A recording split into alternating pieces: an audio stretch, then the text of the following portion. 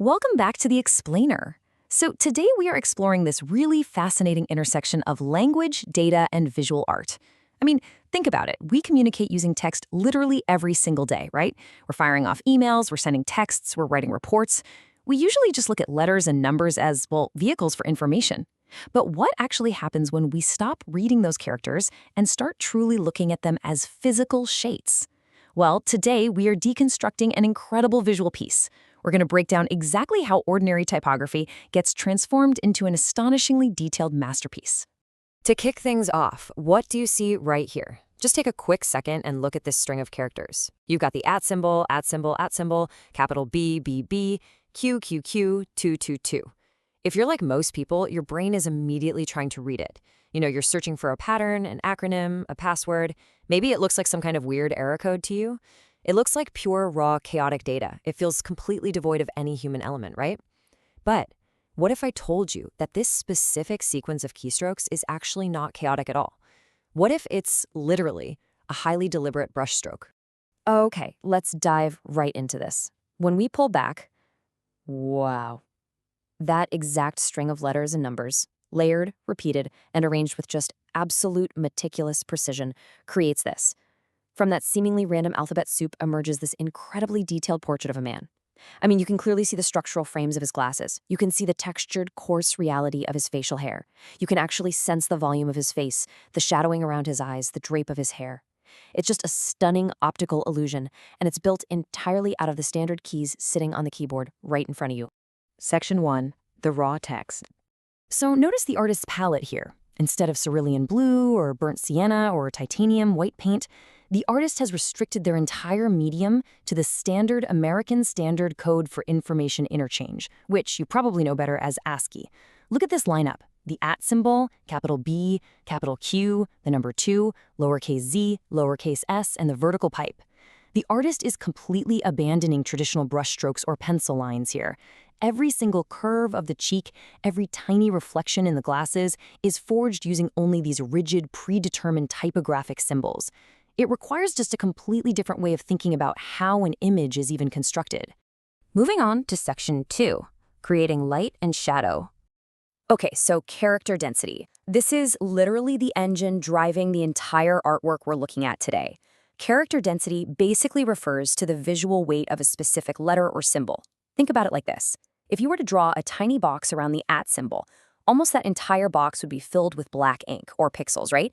It's heavy, it's super dense. There's very little empty negative space in there. But if you draw that exact same box around a vertical pipe or a lowercase s, suddenly there is a lot more white space. The artist is using this mathematical reality to completely replace traditional shading techniques. And this brilliantly illustrates that concept in action. Over on the left, we've got our heavy density characters, the @ symbols, the capital Bs, the capital Qs. If you look back at the source portrait in your mind's eye, or honestly if you just zoom in on the deepest, darkest parts of the man's hair, or those heavy shadows under his chin and along the left side of his face, you're going to see a massive cluster of these exact symbols. They literally block out the light.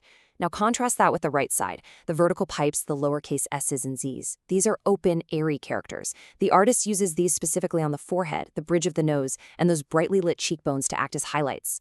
The text isn't just random, it's a carefully mapped topographical shading system. Section 3, defining the features. Right, let's start with the glasses. If you really examine the rims of the glasses on our subject, you're going to see these intense strings of capital Z's and Q's, just like this.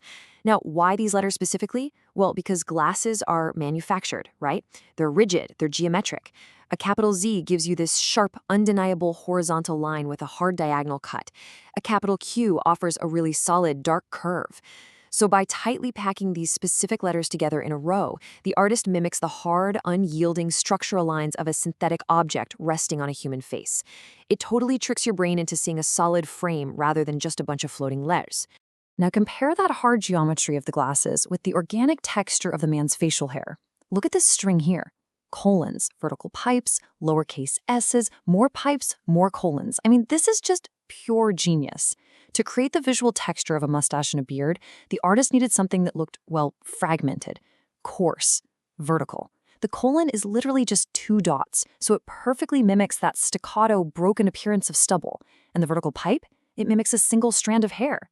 So when you group them tightly together around the mouth and chin of the portrait, the specific combination of characters creates this rough, varied texture that looks remarkably like natural facial hair. And finally, Section 4, the complete masterpiece. Okay, so now that we've decoded the pieces, here is the full masterpiece once again. Looking at it now, your perspective has totally shifted, hasn't it? You aren't just seeing a man's face anymore. You're seeing the calculated, character-by-character placement that went into actually making him. You can spot those heavy B's hiding in the shadows of the background. You can see the delicate colons crafting his beard. You can appreciate the brilliant use of blank negative space to create those bright highlights on his skin. It is absolutely a masterclass in visual hacking.